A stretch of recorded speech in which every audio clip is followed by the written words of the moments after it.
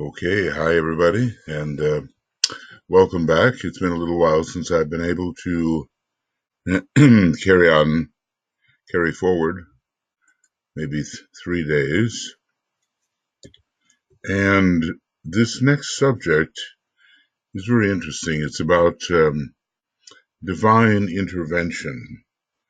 We have to try to understand what this type of intervention is, because sometimes DK has said, well, it's really better if there is no divine intervention, and sometimes it seems to have been necessary and on a lower level than the absolutely catastrophic.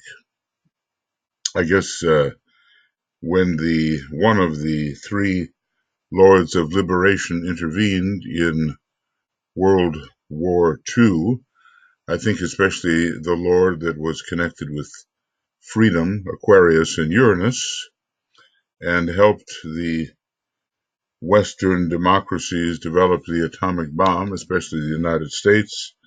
That was basically an intervention which saved humanity from the fate which awaited it if the Axis powers had developed that bomb.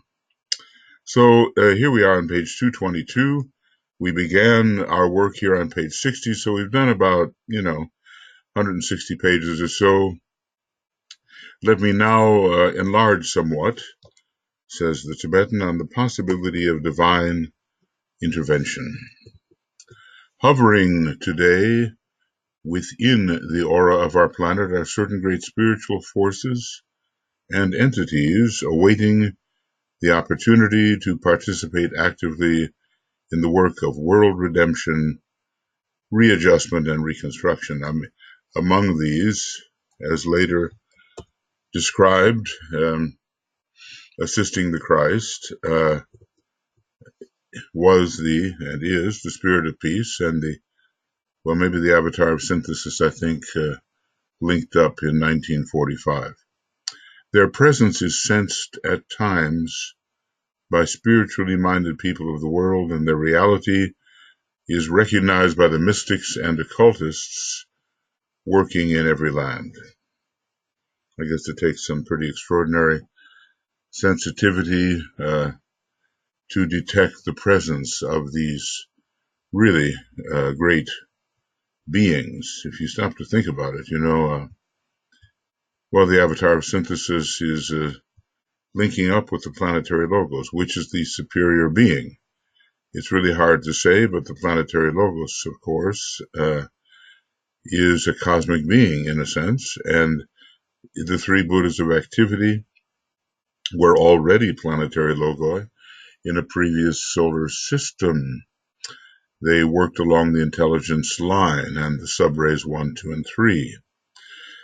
Men and women express this recognition according to the trend of their religious and psychological training and their particular mental or emotional bias.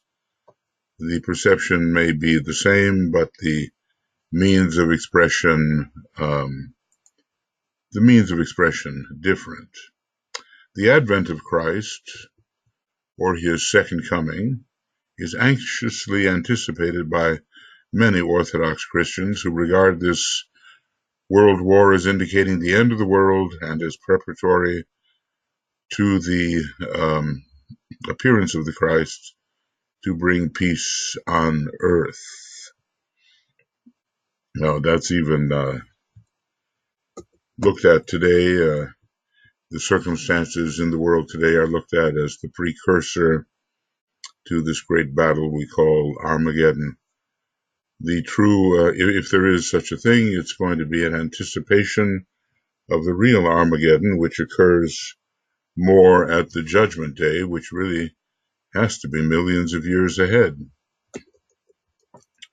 Others, more orientally minded, await the appearance of an avatar who will transmit from God the needed world message or new type of energy.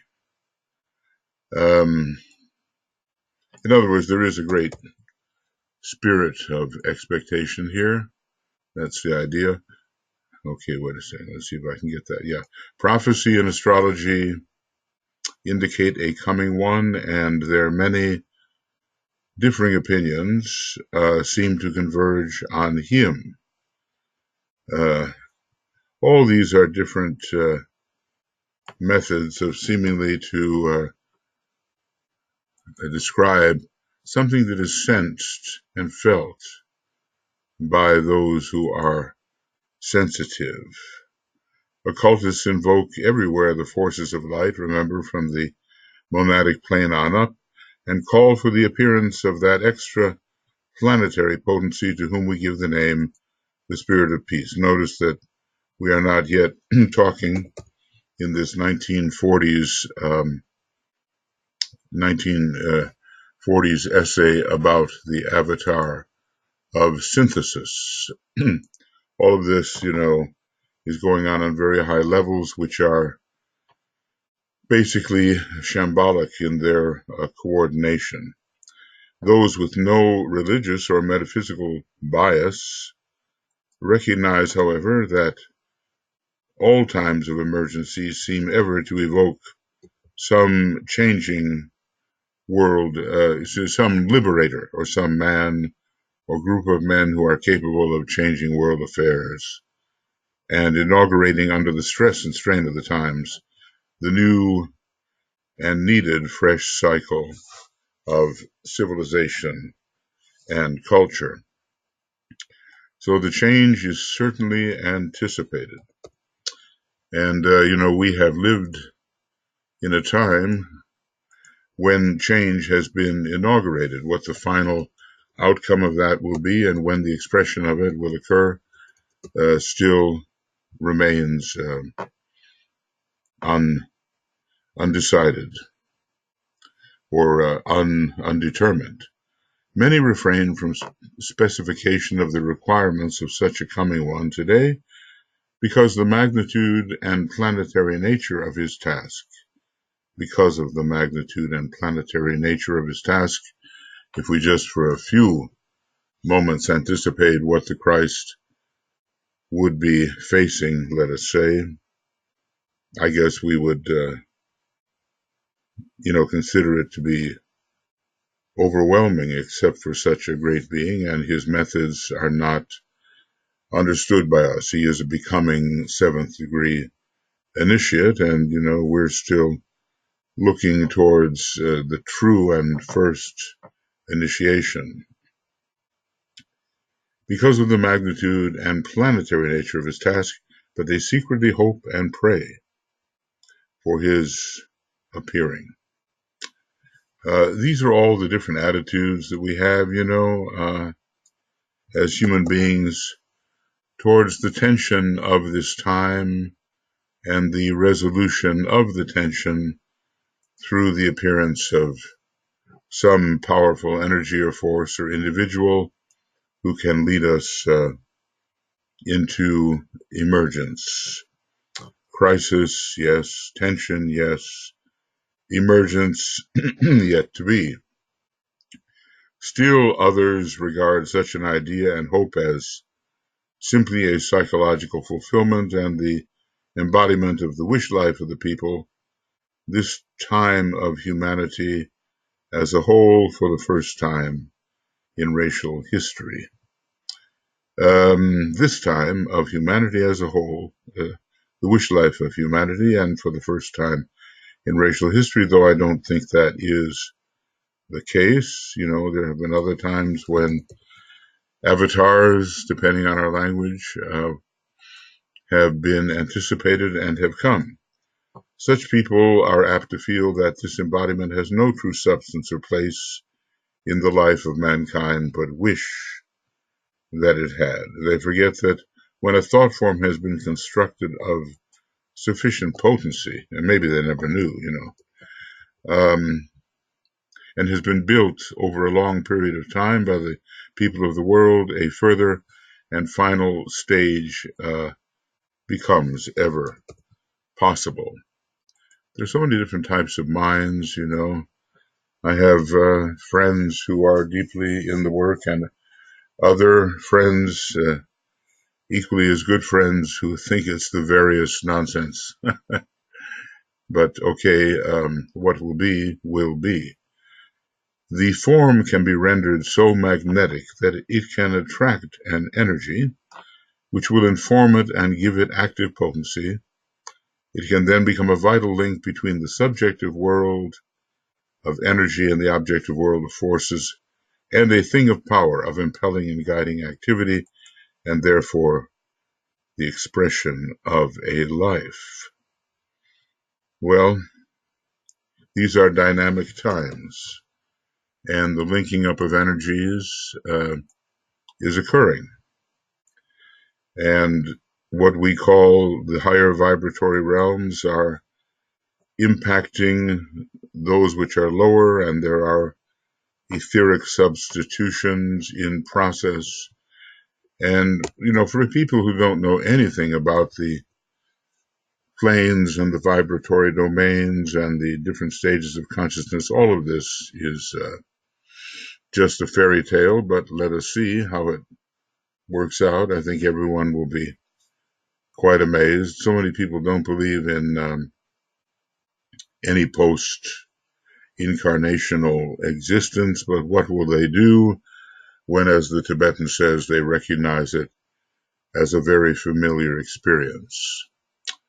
Anyway, this thought form, duly informed, becomes a mediating factor constructed by humanity but animated by the will to good of some great and spiritual entity.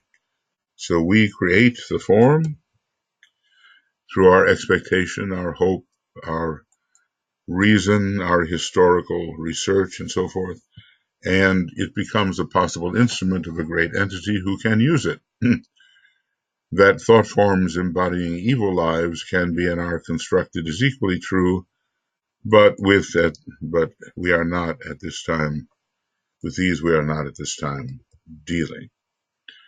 So the battle is on between relative good and evil on our planet, and we have to understand the two distinct forces which are moving in opposite directions. And as human beings, under the fourth ray, we are particularly prone, because of our duality, to attraction from both sources. We come now to the significant point of what I have to say today in this connection. A great and vital thought form is in process of construction upon the planet and within our planetary aura. It is being built by the power of sound, by the magnetic pull of invocation, leading to eventual evocation, and by the force of desire's substance, animated by the power of thought. I wonder, is he talking about, the invocations which we use? As he's said before, regarding the great invocation, if you use it, it will cause tremendous changes in your life, and if humanity uses it with consistency and frequency, it will cause tremendous changes in the life of humanity. Now, he elaborates, it is being constructed by the united effort of the hierarchy of the world disciples and aspirants, of the men and women of goodwill in all nations, and also through the, and this is an important part, the inchoate, which means relatively formless, the inchoate longings of men everywhere, of all religious beliefs, political views, and group loyalties. So, there's a great reaching up, an invocation, a demand, a longing, a hope, and this can reach to very high places. As a matter of fact, when the Lords of Liberation responded, part of it was this kind of inchoate longing of masses of human beings.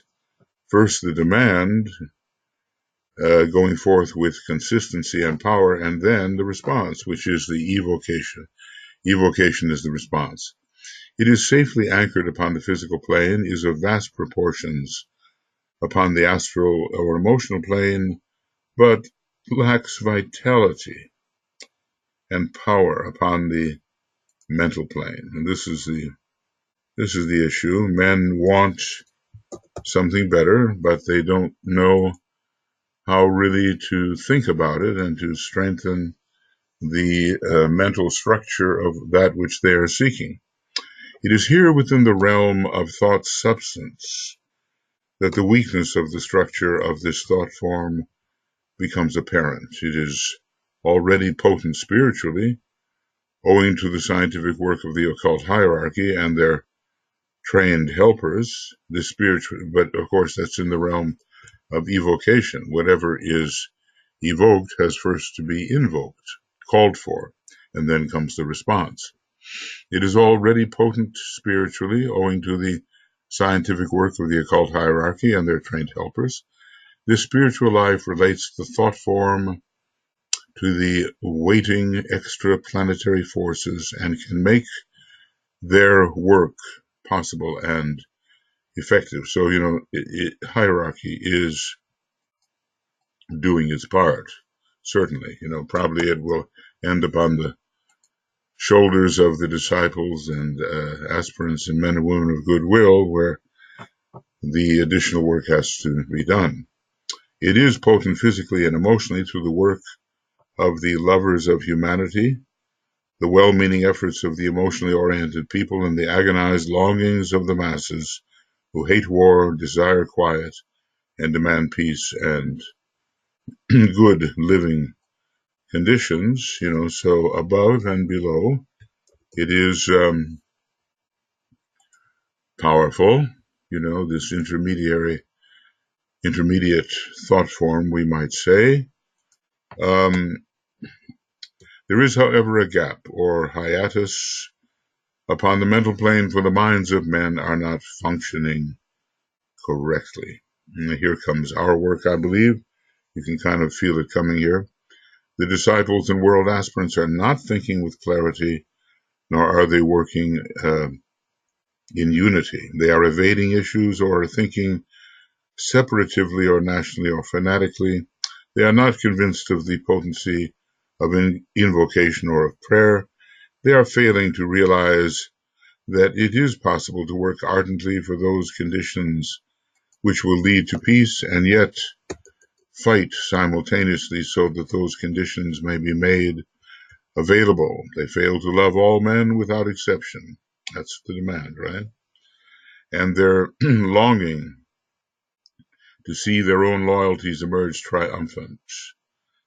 Let's see what it is. They fail to love all men in their longing to see their own loyalties emerge triumphant. They work doubtingly, hoping for the best, but believing in the worst. They use the method of prayer and invocation because such methods seem to have been successful in the past, and because they are told that faith can move mountains, but they feel inwardly quite hopeless and uninspired and are not at all sure what faith intrinsically is.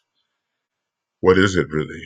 Somehow it's a contact with a future and desirable condition, actual contact in the moment with such a condition which must eventuate, contact with the energy of that condition. But they're not sure what faith intrinsically is. They realize that a united front and a spirit of joyful certainty are psychological assets of well-nigh invincible potency, but they feel unable to arouse within themselves the slightest enthusiasm. So this is a view of how things really are, and this demonstrates insufficiency. Now, what about today? How do we feel about it? There are many things that are unresolved, and as we look at the forces of materialism making their comeback, how do we feel about that? Are we daunted? Or do we feel that we can overcome? So as the disciples of the world, they're not thinking with clarity, nor are they working in unity, that's for sure, and they are evading issues Yes, yes. Well, this is quite, this is, so what do we have here? Uh, Another indictment of disciples. Well, when we see an indictment, what do we do about it? We respond in the best way we can to avoid um, the Tibetan's justification. He points the correct way. You can fight and still love all men without exception. And in their longing to see their own loyalties emerge triumphant, you can do this, but that's not understood. So, in other words, we have here what we call a divided and thus less effective mentality than is desirable. And this is a wonderful sentence. The united front and a spirit of joyous certainty are psychological assets of well-nigh invincible potency. But, they have lost their enthusiasm. And as we sometimes say, they've lost their faith. I don't know what they were expecting, and when they were expecting it. There's some very interesting stories about Mother Teresa, how she soldiered on despite her loss of faith at certain times in her life. And, she had a confessor, and later it came out, I don't remember how, but, that she was really in spiritual despair. But she knew what was right to do, and she soldiered on doing it. So let's just say this way, in our great battle for better conditions,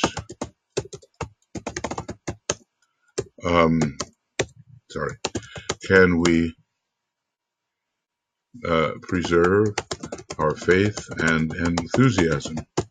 Enthusiasm, sort of like inspiration, the breathing in of a God. Can we maintain our alignment so that we are animated by the great energies from above?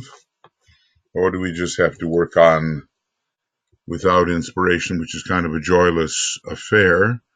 I guess we should be filled with the certainty which our reason and intuition and faith reveal.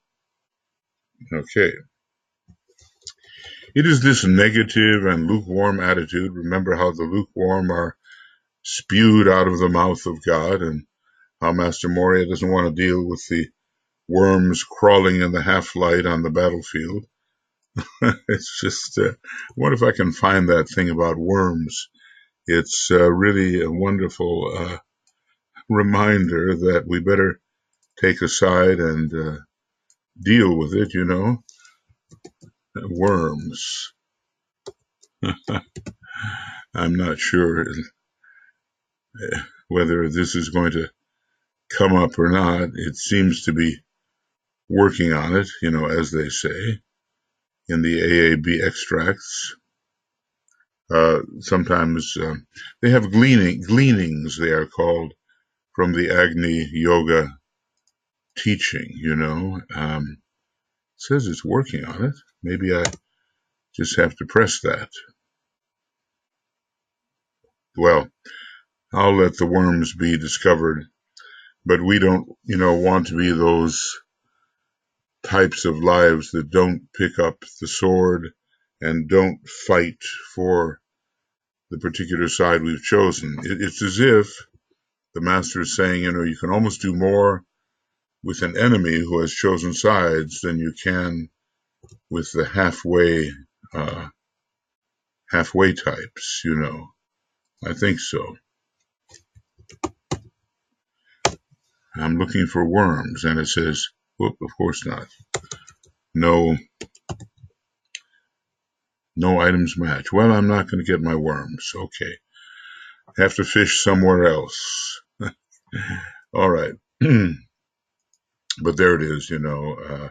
And I dare say, if you go to the Agni Yoga uh, website and you put in the word worms, you're not going to have long to wait, because it's probably not a term that is much used. You know, so there's this tremendous battlefield, and it's life and death situation, and there are others that are just kind of halfwayness, you know, crawling in the halfwayness. And that's one thing I'm going to try one more time, if you don't mind, because Maury is very against that halfwayness. No, and working on it, and no items match. All right, somewhere it is. So it is this negative, lukewarm attitude, this mental uncertainty, and this failure to link up the spiritual and the physical worlds in a positive relationship, which is holding back the forces of light and the actual presence of the spirit of peace.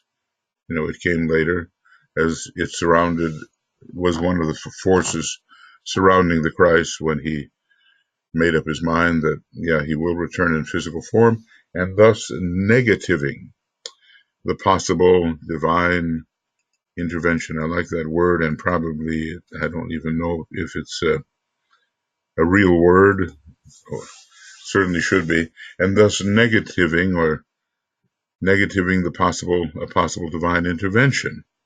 And we just want to say, you know, obviously from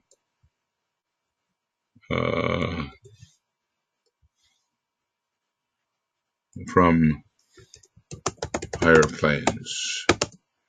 It is the test of group work.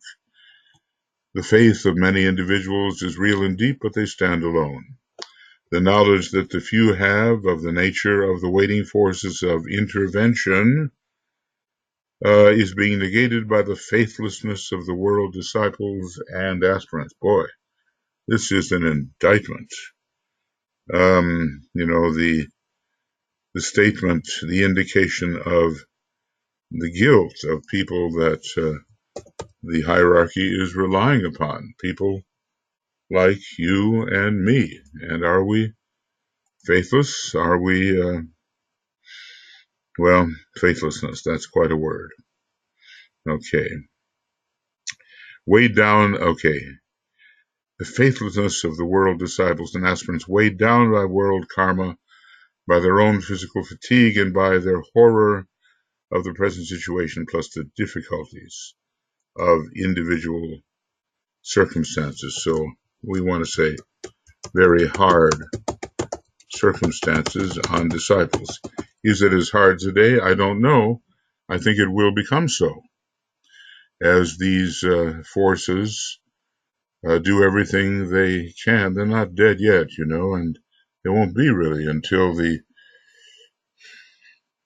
judgment day, really, when banished from this particular planet will be those forces which oppose, and the sacredness of the planet, you know, probably a kind of lesser fifth initiation will be taken, just the way we have a lesser fourth initiation in progress. The cycles are very interesting because you would expect that the kind of fifth initiation of which we talk could be taken maybe on this Mercury chain, which is part of our planetary scheme, but it looks like there's a kind of second cosmic initiation, and maybe even fifth initiation of a lesser type, that will be taken within our fourth planetary chain, in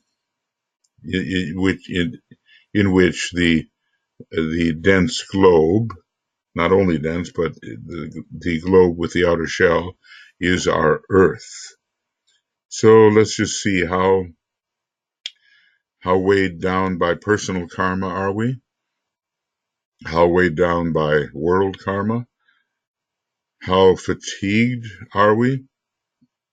You know, that can be a real problem for some of the older disciples. And, you know, he said, could wish you were all younger, so that he was speaking about their vitality. And then, of course, he was speaking about another factor. I wish you were more courageous. And maybe the exertion of courage would be an antidote to this kind of inertia, this kind of tamasic physical fatigue. I'm sure we've all had experience with it. And then by the horror of the present situation, it paralyzes you. We're not yet to that point, but in World War II, remember, it was almost the situation of the Black Lodge conquering humanity, really. So that was horror. That was horror. Because they are, let's see, what are they? I'll look up their kind of horrible title again.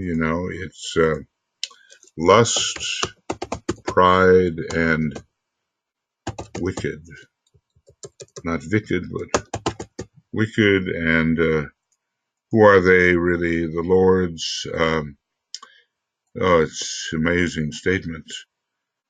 The nations of the world allied themselves with the forces of light to a very large extent, and little by little cosmic evil was forced back, and the door which, quote, conceals the place of endless death and hides the countenances of the lords of wicked pride and hateful lust, was partially closed but not entirely shut.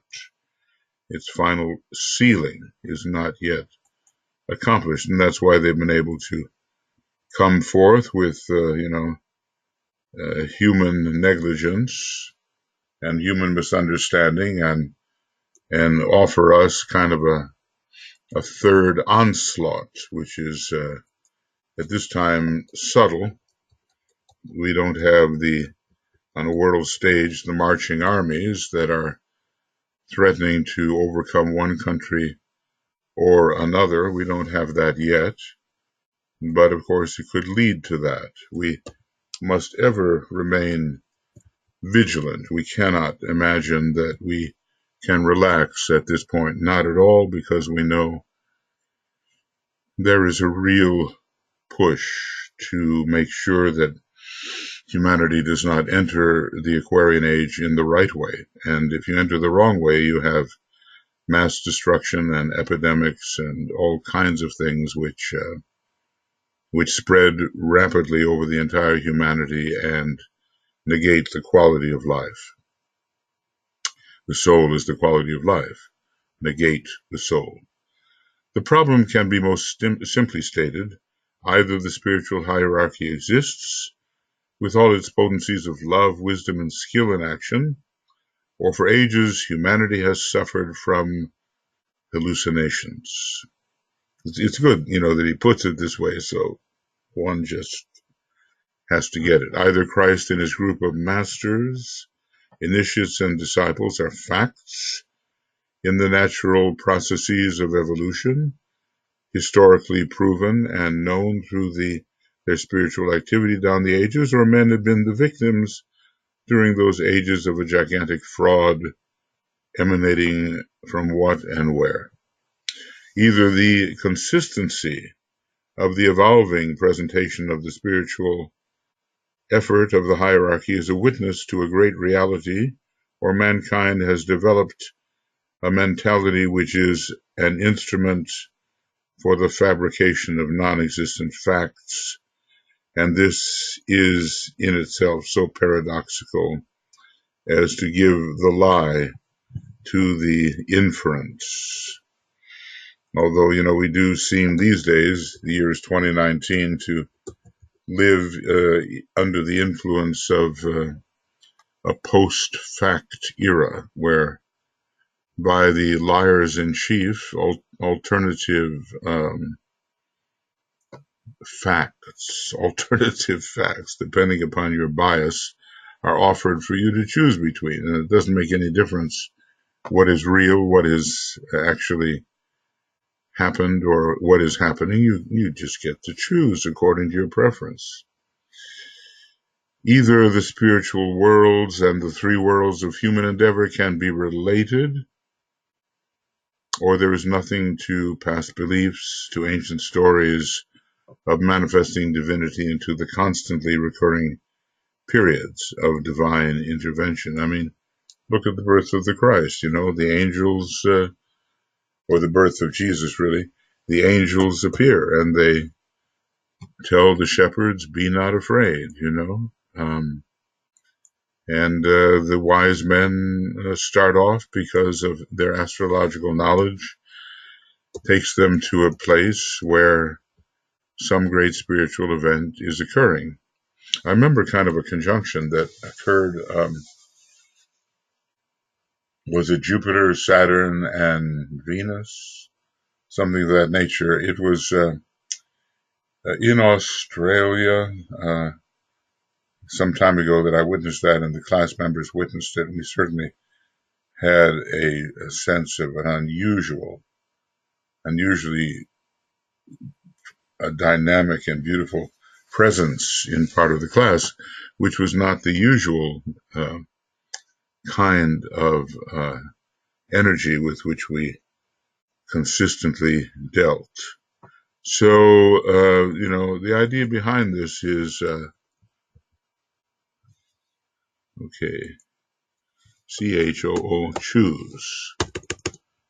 Choose your alternatives here, and which side are you on? Are you on the side of hallucination and fraud and mass malfunction of the human mind, or does it seem that even though we do not see immediately these great spiritual realities on any broad level, that they do in fact exist?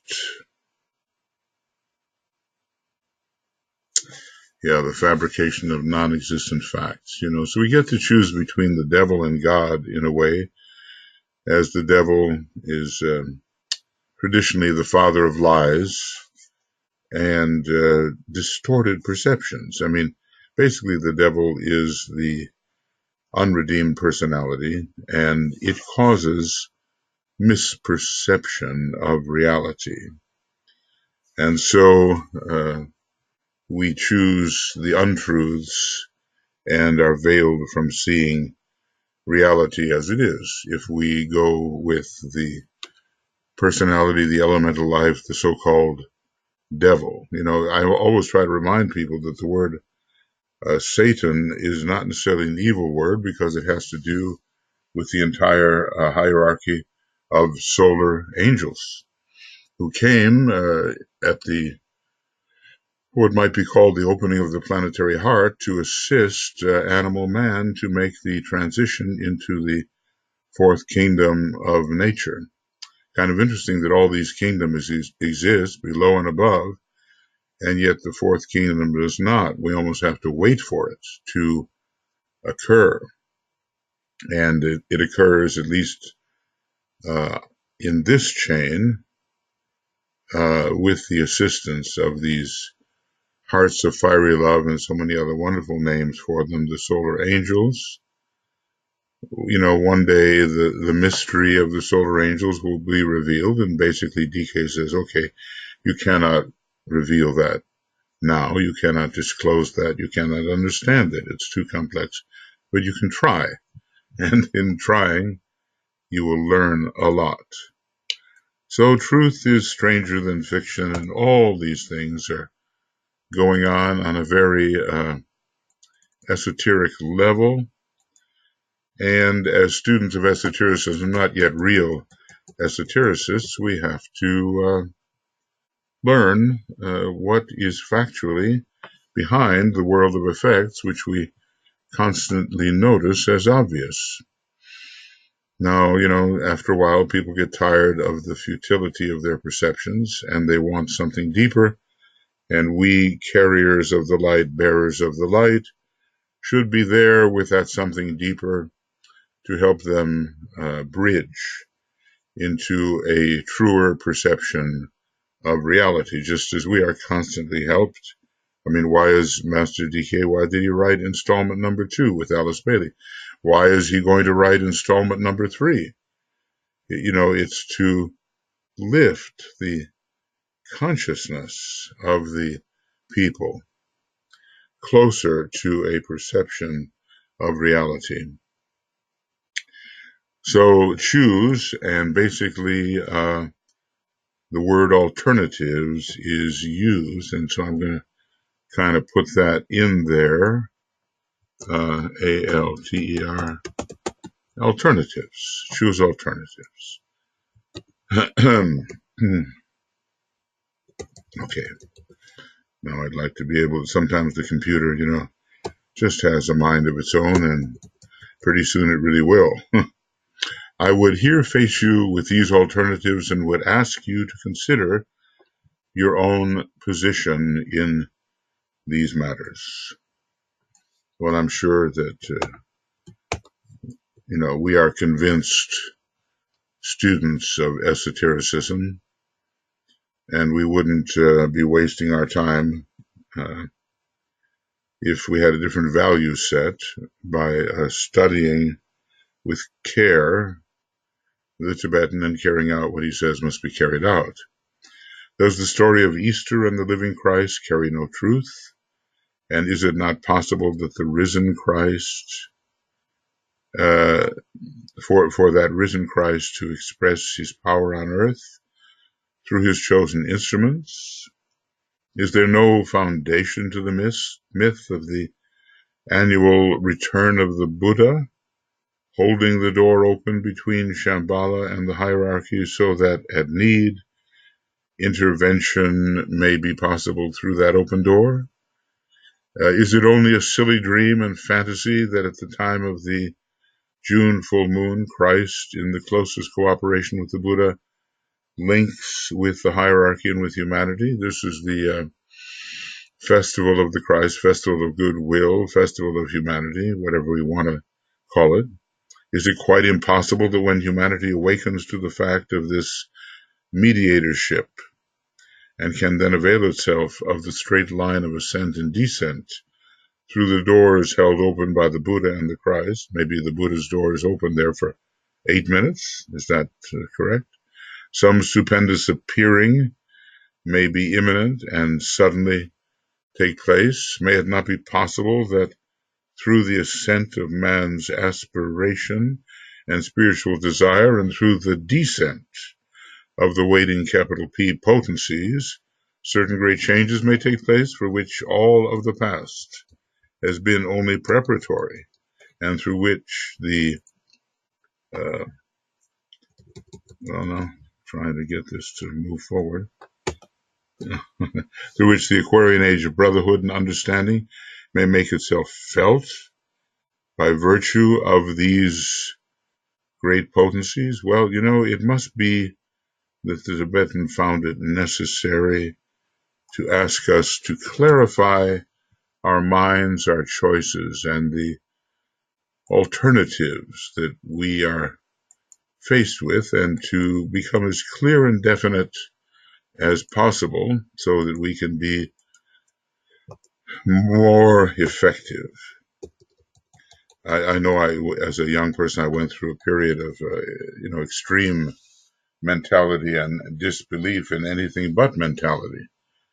And I don't know what it was. I think not just books, but somehow the meeting with an embodiment of a different way just turned my life upside down. And then I rediscovered, a lot of work that I have done before. And maybe it's this way for many people. Sometimes you have to concentrate on a fairly exclusive process so that when you include the other preparations you have made, it all is firmer and stands on a more enduring basis. So, I'm just very grateful to have contacted a great friend who is representing the hierarchy in the most sincere way. And I just think, well, what would have happened if that contact had not occurred? And probably in your own life. You can ask yourself, how was it that you became convinced of the reality of the spiritual worlds and started on your path of real learning, of meditation, and of application of these more subtle truths as if they were really real when everyone around you thinks that you've lost your mind. Okay, the two full moons of May and June present to you a new opportunity to participate in the release of the planetary life from the thraldom, the slavery of the forces of materialism. He's basically telling people how to use the full moons offensively in the war. And we see a number, we get the sense that the Christ and the Buddha and those closest to them are working in the most intense manner, subjectively, to save humanity from its downfall. If you are to do your share in this work of salvage, it will necessitate certain attitudes and activities on your part, which I would like briefly to touch upon, leaving you to take right and appropriate action and to follow with all other disciples and aspirants the indicated stages. So, even now, let us say, whoa, I better be careful here. Yeah, so that, we are all involved even now in world salvage. It's a combination of service and saviorship, and the dangers are evident because the door to the place of endless death has been left ajar. And some of these forces, these brothers of unique blindness, have come forth and tried again, and are trying to negate human accomplishment under the forces of light, as this accomplishment has occurred during the last centuries, particularly. Okay, so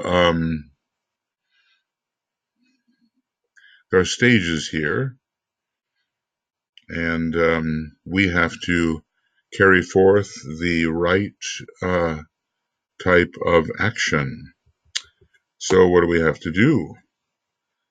And whatever it says here from 80 years ago, you can be sure that it's still required of us. Number one, study with care and answer with sincerity and to your own complete satisfaction the questions I put to you earlier in this communication. And when you have done this, you will know where you personally stand. Well, I just would recommend to everybody, go back here to page 222 to 226 and look at the alternatives with which DK has presented us, and intelligently and observantly take your stand so that you'll know, well, exactly where you stand with respect to the great hierarchical effort. For the entire week prior to the May full moon and the June full moon, endeavor to do the following things and really notice how things have expanded here. Sometimes we talk about the 7-day approach, the 5-day approach, the 3-day approach, but he's almost talking about like a kind of a 2-week approach, 7 before and 7 after. Link up with all disciples, aspirants, and men and women of goodwill throughout the world and in all nations using the creative imagination. And let's think about this, this really works. So to link up with our brothers and sisters of goodwill and within the new group of world servers, it really is creating a unified energy field. And of course, you can also take it further and include all of humanity, which is true.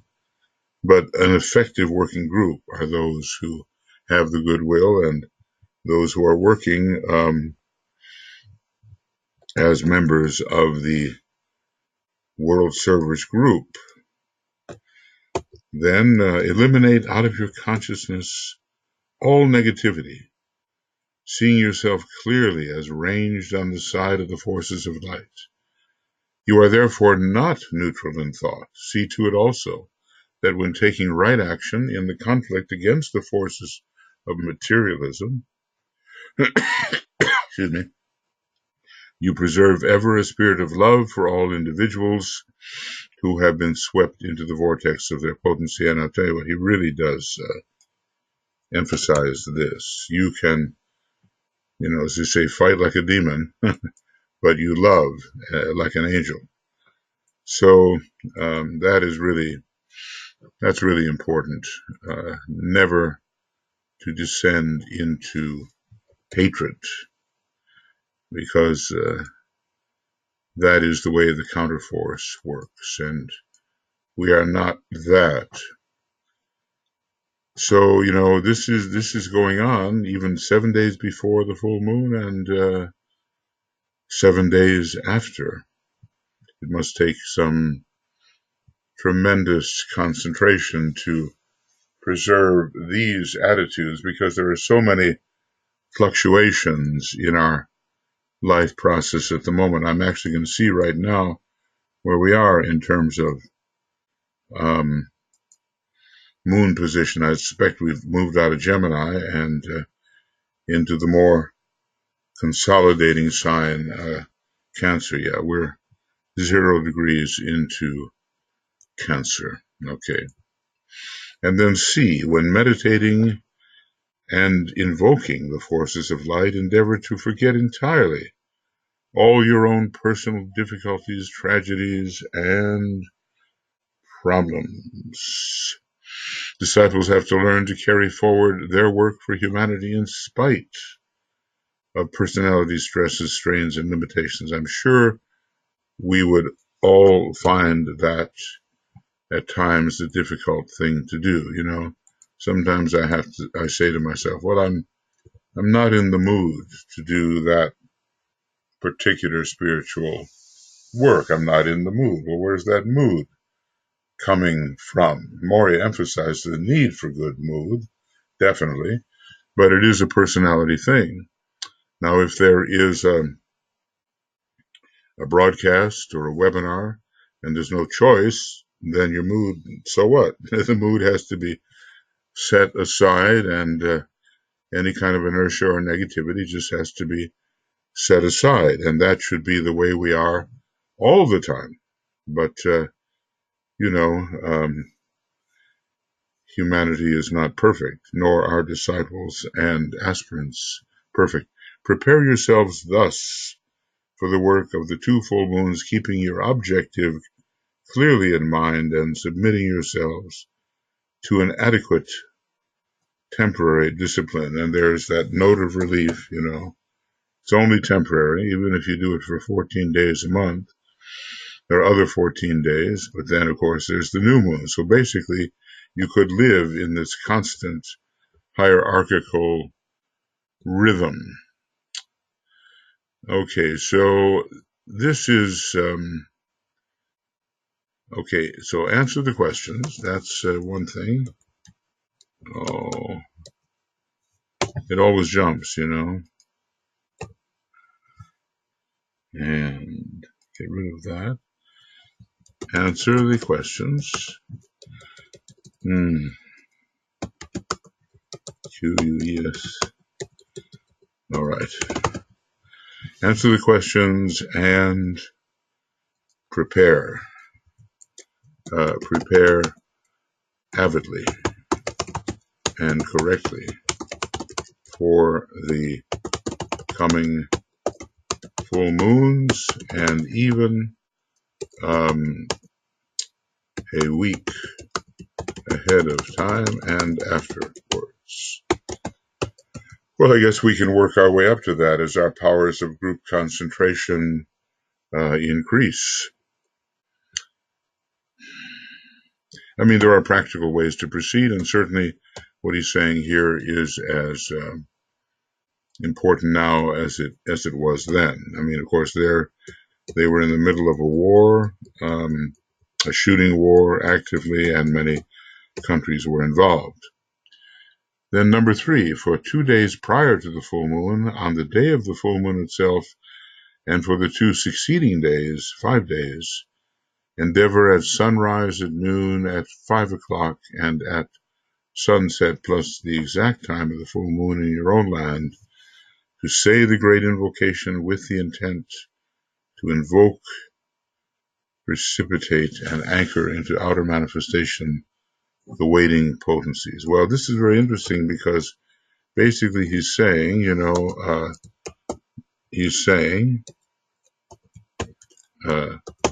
GI at the time of the full moon, the exact time. And sometimes we have done that and sometimes not. Do this aloud when possible and in group formation whenever feasible. It is the focused power of your unemotional thought which will bridge the present existing gap and link more closely the two worlds of spiritual activity and human demonstration. These worlds are not yet linked, and the aspirants and disciples are to blame. We have not carried this through nor educated the intelligentsia in such a way that they can actually participate intelligently. What really has to happen is their intelligence has to be turned toward spiritual things, and right now it is largely turned towards material, personal things. Okay, repeat this activity for 3 days each and every month prior to the full moon, the day prior to the full moon, the day of the full moon, and the succeeding day. As a preliminary exercise to these 3 days, you could take an earlier 3 days of preparation and thus increase the effectiveness of your efforts. So, let's just say the timing of your participation is flexible and left to you.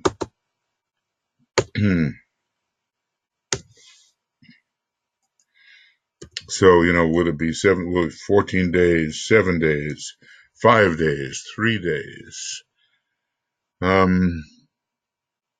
But anyway, there are these moments to say the great invocation. Now, in this case, the great invocation which is being referenced is not yet the one that was given out in 1945, because what we're dealing with here is a letter from the 1940s. But, it's as we have been talking and DK has been writing and I've been trying to respond to it, the first invocation is very powerful and touches very high sources. So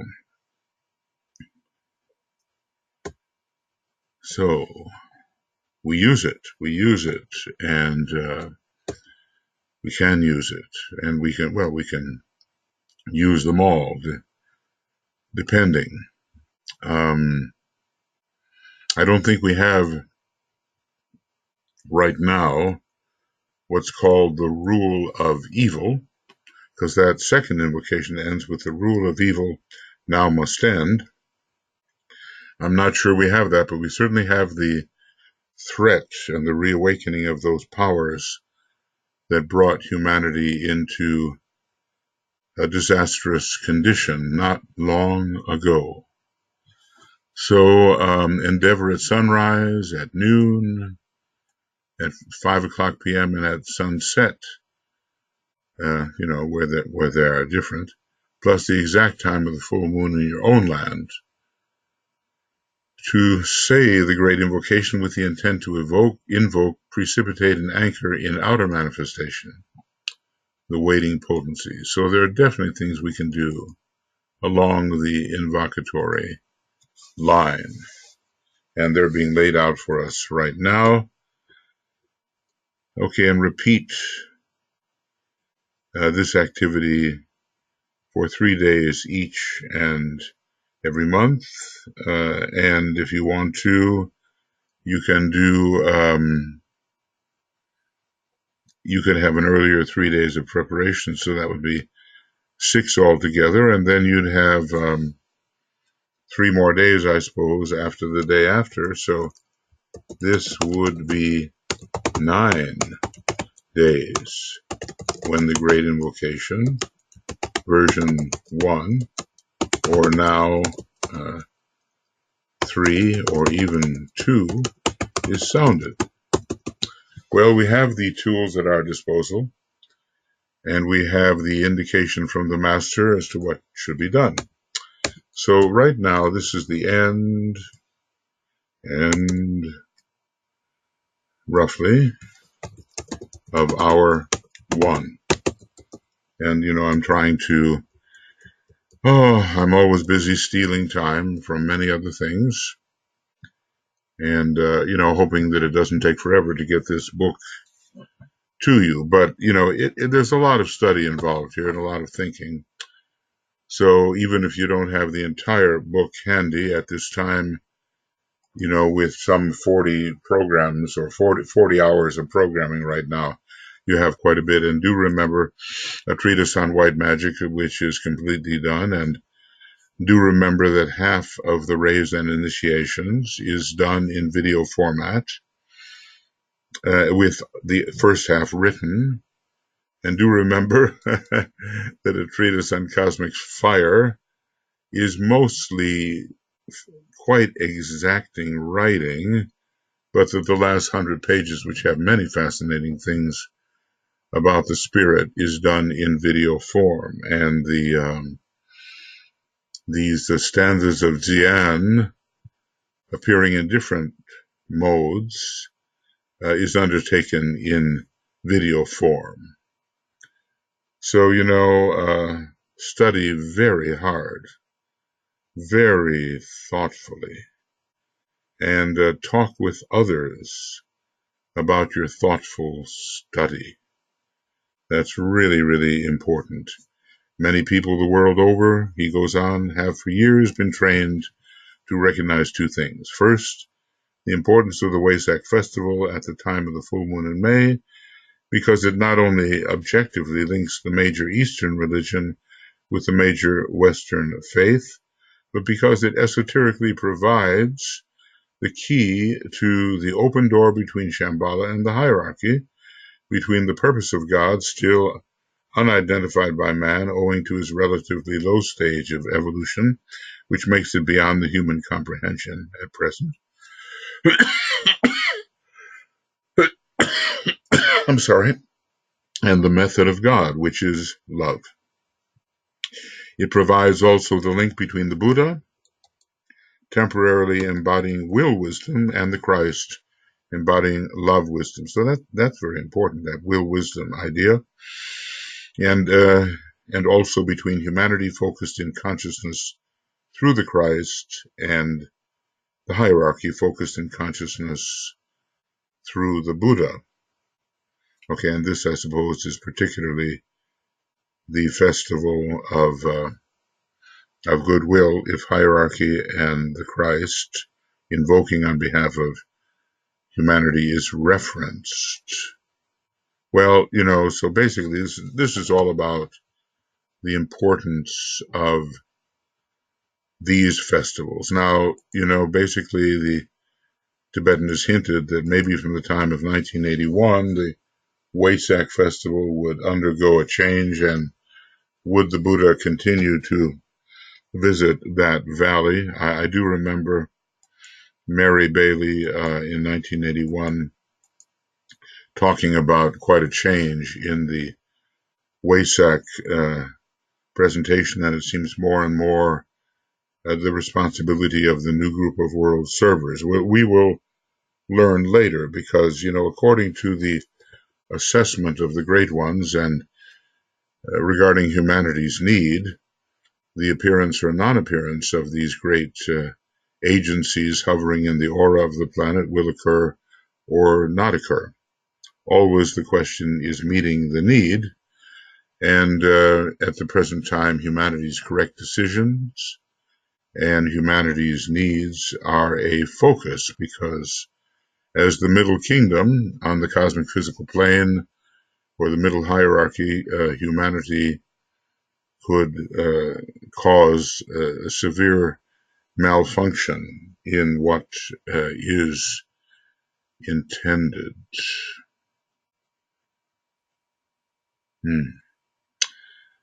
Okay, so, these are important festivals, and I think the part of wisdom is to continue to tune in at the time of the Taurus full moon and consider it the Buddha full moon and consider the Buddha's influence still very operative, whether or not the valley is visited anymore.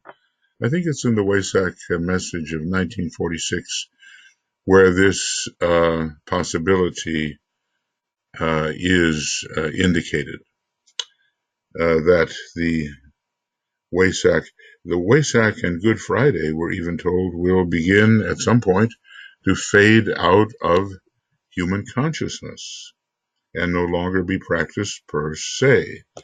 But something will always be practiced at the higher interlude, and more humanity will learn how to take things over, Isn't that the name? Isn't that what sacrifice is? As he sometimes describes it, taking something over, He gives different understanding of some things that we have interpreted in a certain way, like the word forgiveness. When you read what he says about forgiveness, it's not at all this whole idea of pardon me, please. It's not that at all. It has to do with the gifts of the spirit, as Dane Rudyard once wrote in that which became a book, The Gifts of the Spirit, and it was astrologically understood what each great constellational lord, although he didn't call it that, would be giving to humanity. Owing to the stress of humanity today and the urgency of the response which that distress evokes in the hierarchy, the synthesis of these two reactions to the world crisis can prove adequate to bring in that outside assistance which could end the conflict along right lines and bring not only relief but illumination to the consciousness. So, in other words, let's just say, how can we put it? The potential, the potential for emergence was present, and the Buddha approach and the Christ approach were both needed. I guess if ever the saviorship of the combined efforts of these two great sons of God was to be put to the test, it would be during the Second World War when humanity could have gone down. Now, what they did, their rank is not as high as the Lords of Liberation, but what the Buddha and the Christ did maybe will one day be revealed, and to a certain extent is revealed in some of these essays. But again, speaking here to a representative body of aspirants and disciples, I would state that the focus and the emphasis is not yet adequate to guarantee this extraplanetary response. Well, the power of invocation must be sincere, strong, and even if in part inchoate, it must rise to the ears, so to speak, of those energies which could be evoked and could make their appearance and could help turn the tide. He promises, for the United States much suffering that lies ahead. As all of that was written in the late 40s, it's hard to say whether that suffering has really occurred. I think it has not. And humanity still has much of its own making from which to suffer. And probably in that period of suffering, there will be a response, an invocatory response, a calling out, oh God, or whatever, let this suffering end, and it may reach the ears of those who can actually ameliorate the suffering. I think this is what has happened because for a long time, the Christ delayed any kind of decision about which Master DK reported, at least, regarding whether he would come in person in his Maya Varupa, I suppose, or whether he would simply stay on the astral plane or the etheric levels and not put in a tangible appearance. But maybe, something reached him from suffering humanity, and his decision was made. I don't think, that he's going to need another vehicle like he did with the Master Jesus in order to appear. I think, the Maya Varupa can appear, and it tends to, says the Tibetan, look very much like the physical vehicle in which the initiate took the fifth initiation. So that would be, I think, very interesting. When did Christ take the fifth initiation? Well, some indications are that it was in Palestine, and yet it doesn't seem to make entirely a lot of sense, because by the time approximately 500 BC took place, he was the head of the hierarchy, and the requirement for that headship is the fifth degree. So later, I'm more inclined to think that the sixth degree was taken with his last appearance, and the seventh degree was begun. Now, we just have to keep advancing so we can even have some kind of idea about what those degrees entail. And the more we help others lift their own prospects individually and in group form, the more the door opens to us, again, individually, but really in group form. Okay, so I would state that the focus and the emphasis is not yet adequate to guarantee this extra planetary response.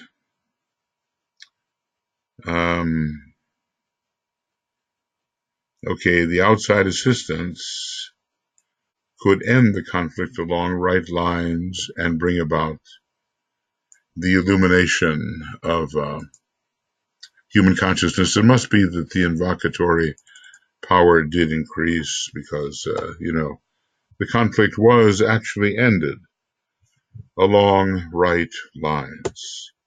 It was, I think, one of the most dramatic kinds of events that occurred in the history of humanity, and who knows the details of the battle of Kurukshetra, but this on a higher turn of the spiral and in a different root race was analogous. Now, I was talking to some people in the Agni Yoga Society long ago. The leader of that group, she was Mrs. Fosdick, and she knew Helena Roerich very well and so forth. When I told her that I was a student of the Tibetan, there was this peculiar reaction because of the way that Helena Roerich, and I have to think that it was on a bad day, wrote about Alice Bailey and the Tibetan in ways that would align the Agni Yoga students against her and him, and it was really most unfortunate. Naturally, being more second ray in persuasion, the Alice Bailey students were able to take in Agni Yoga without that kind of conflict that appeared when the Agni Yoga students approached Alice Bailey. Somewhere on this computer, are some of those horrible letters written by Helena Roerich, which I just have to think, as Philip Lindsay has analyzed, occurred because of some astrological paranoid condition. And when people who are so high in the work and so close to the master, and who upon whom the master depends to bring through his teaching, when such people are not understanding each other and are accusing each other, you kind of wonder, what hope do we have? But every one of us is an object lesson to the others, and as they study our lives, as can be the case of the near ones, when a disciple is nearby, the near ones study the case. It can be instructive and can help improve the response. Nevertheless, the adequate response, that's not yet adequate. Not yet. But this is 1940, and I think it rapidly had to become adequate. Nevertheless, it could be if in your own life of meditation and of discipline, in your speech with others, and in the general tone of your intercourse with your environment, you can eliminate the negative and more selfish reactions, and for the sake of human welfare, temporarily at least, live at your highest point of aspiration.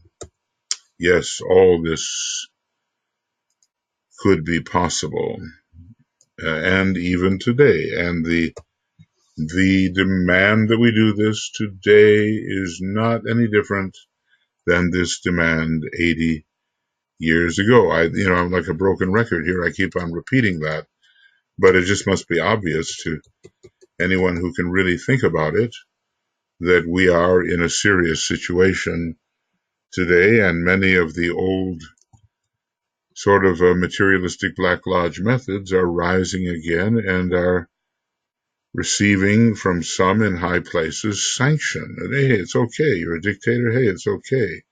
You imprison people for long periods of time without really proving that they are guilty. It's okay. You want to kill journalists. It's okay. That kind of license is just, it's just not allowed. Okay. So basically here, we're looking here at, what are we looking at here? Training for years. Recognize two things. First, the importance of the Wesak festival, etc. That's the first thing. The Wesak and the festival of goodwill. Now, the second thing that we have to recognize, sometimes DK has so many subcategories, that it's hard to underline or outline them, let's just say. Secondly, you have been trained in the belief that all the information which I have given out anent the relation of the Buddha and the Christ and of the hierarchy, humanity and Shambhala will form part of the coming New World religion, and that the theme of the great approaches, avataric descents and of high beings descending with their power of energy redemptively into the lower worlds, and that the theme of the great approaches will constitute the basic fundamentals of the future spiritual teaching. Well, this is how we've been trained to think. We need for Master DK to find that his investment of time has been with good reason, and that somehow, some success, spiritually speaking, emerges from the people and the groups with whom he has spent so much time and energy. This too you must have in mind for the work you are asked to do at the coming 2 full moons and during the less important full moons of the year. Notice he doesn't include Aries here for some reason, is not only related to the present emergency, but is also constructively related to the future faith of humanity. Bear this also in mind. It's very important to have a wisely believing humanity. We don't want blind faith and belief in ridiculous and childish things, but when the master is valued for the kind of information he is presenting, then the faith in things hoped for, as it were, the substance of things hoped for and the evidence of things unseen will so motivate humanity that they'll be working in the right direction. And the farther you go on the spiritual path, the more obvious selfish response becomes. You will note that what I have said concerns your mental attitudes and your emotional reactions to present world affairs. It concerns also your soul tension, your willingness to undergo soul tension, which may not be for the personality the most comfortable thing, and your capacity to stand as part of the great chain of intermediaries who are today being called to the service of the race in an hour of urgency. It concerns the organizing of yourself as an integrated personality in relation to your soul and to humanity. It involves the recognition of the work which you can do from the point of integration. And I would ask you to ponder with care upon this paragraph stating the possibilities of your task. Your mental attitudes and your emotional reactions. Now, obviously, in a video of this nature, we can't really stop here and ponder together for any length of time, but as you're using this on your own or within classes and so forth, within study groups, you can stop the video at any point and you can ponder as he seems to require. Do we live a life of soul tension? Is our mental attitude fed by the soul? Are our emotional reactions fairly clear of glamour and distortions and foggy preventions in the sight of the truth? And can we really organize ourselves effectively as an integrated personality under the will of the soul to do something good in the world? So the second point was that we have to keep the New World religion in mind and the fact that the Christ and the Buddha hierarchy of humanity and all of those centers will form part of the coming world religion, and the great approaches will be emphasized. There is help from above, and if we learn properly in this age when scientific invocation will be scientifically taught, then we can call in on our own level the presence of those great potencies which are needed for our redemption. Of course, Sanat Kumara knows about this, obviously, and the Christ and the hierarchy know. It's only we, aspirants and disciples, we just maybe don't get it yet, and we have to learn how to behave in a certain way to facilitate this blending of the higher and the lower. Okay. I call you to a period of clear thinking. I seek not to mold your political approach to life, but I do seek to aid you to see humanity and its welfare, not only in terms of your own nation, or your own political group, but in terms of the whole, and as we, the teachers on the inner side, are forced to see it. It must not be a very pleasant sight, because there is so much degradation and so much unfairness, so much, simply unfairness where there is a glut and a dearth, Neither one of them is healthy, neither one. So clear thinking, and what does clear thinking do? It helps eliminate glamour. And you can choose the politics you like, but let it be the type of politics where you think in terms of the whole and the welfare of the whole. That is indispensable because, as we know, we have only to get into election season, and with that, well, these days, at least with that sort of mantra, America First, running around, it's not a very inclusive mantra, is it? So, and there will be a party of wholeness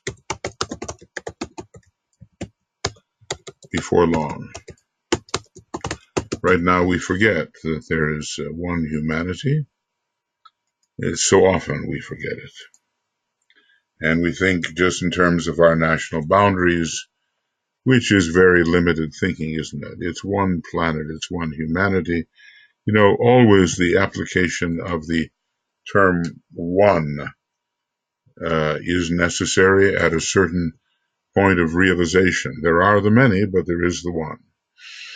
And we have to learn to see both simultaneously, even as the hierarchy can see both simultaneously. I seek to see you free yourselves from the condition where you are swayed by propaganda of a political, national, or religious kind, and deciding for yourself where you, as a soul, must stand in this world crisis, and on which side you will stand, and the emphasis of any influence you may wield. So he doesn't want to standardize man. He wants people to be self-responsible, and by the self we mean not only the integrated personality, but the higher self as well, where you stand as a soul. I would have you note where your highest ideals will lead you and whether the springs of your life decisions and attitudes are truly pure and unadulterated. He seems to be calling for a great self-knowing on the part of his disciples. Well, we're getting to the 1.5 hours, and I'm not sure, must I stop? We'll see. I seek to draw your attention away from the many minor issues, the many clamoring voices, and from the widespread concentration upon the unworthy pasts, plural, and the undesirable aspects of all nations, without exception. Right. Okay. So not the emphasis upon all the undesirable secondary things, because, forgetting the things which lie behind, I will strive toward my higher spiritual possibilities. So he wants us to take our mind off of those undesirable things and help you to see with clarity the major dualism with, let's see, can I get this? Because this is one of those things which underlies the present world conflict. Might against right, materialism against higher values, freedom against imprisonment, cruelty against fair dealing, liberty and safety against fear and aggression. He wants us to see these things. Now, is it any different now? I just saw, what is it? The people who make In India, the people who make the clothes for modern Western world, they're getting about 13 cents an hour. And they can't live on that, can't live on that at all. So, and we go to the stores and we want a good deal, and we buy a shirt for $10 or something, and when the real cost of that might be 3 times that much if there was a fair and living wage paid mostly, to these women who have a terribly difficult life. I mean, we have to be aware of the consequences and the origin of the goods which come to us, and whether we are breaking the backs of people in other parts of the world. Well, okay, then having balanced these pairs of opposites within your consciousness, decide where your loyalty, your interest, and your ability to serve will be placed, and then go forward to further the ends of one or the other of the two groups. Notice how free he leaves us, okay? You want to choose the left-hand path? Well, you can. At no matter what cost. So choose one or the other, and at no matter what cost, but knowing where you stand and why you stand there. So he's really, this is a big responsibility download, I might say. Okay, and I'm going to say, okay, so responsibility download. Oh, well, this is the end. I received the signal that this had to, terminate at this point, and now I see I just have one short paragraph, and I'm pretty much at the hour-and-a-half point. That the will of Shambhala may be enabled to express itself through love and through the meditation of the hierarchy, working through all disciples, aspirants, and men and women of goodwill, is the earnest prayer of your fellow disciple and co-worker. This is, of course, before it was revealed that this was Master Jwal Khul. He was simply known as the Tibetan. So this is a perfect place to stop, and we're up to page 229, and this is program number 20. We've been talking about what we have to do to make divine intervention really possible, and we're starting at page 222 to 229. It's really 7 pages, not very much, but there's a lot to consider. Don't you agree? And are we not grateful to the Tibetan for his voluminous work? And how much Alice Bailey has somehow contributed to this, despite her physical liabilities. She never allowed herself an alibi. So this is number 21, externalization 229, and we'll see when I do the next. I'm not sure, so I'll just put XX, and we will see.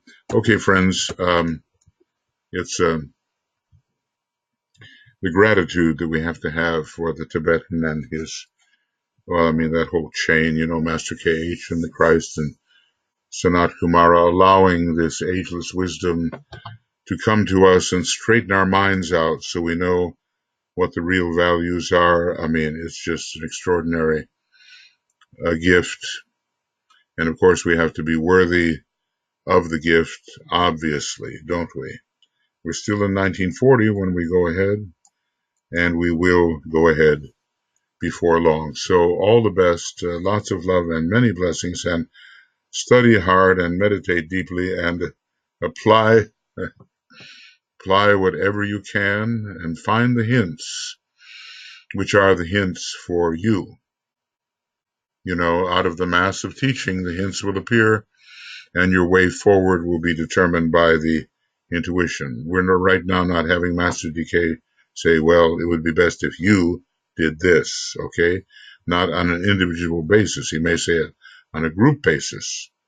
And later will come more specific individual teaching, but the important thing is that we pick up the hints that may jump off the page to us. Okay, see you soon. Bye-bye.